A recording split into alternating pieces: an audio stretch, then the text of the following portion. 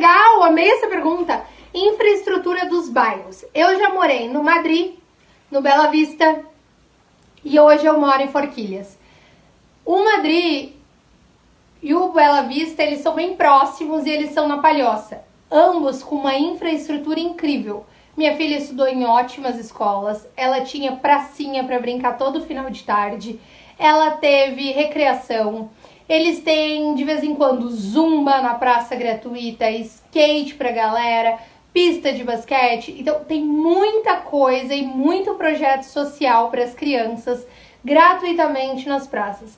Aqui em São José, Forquilhas, eu tô num bairro com escola, posto de saúde, UPA, mercados, bancos, Caixa Econômica Federal, enfim, com uma infinidade que me atende e eu nem preciso sair do bairro e ir ao centro. Eu tenho tudo bem localizado e estruturado.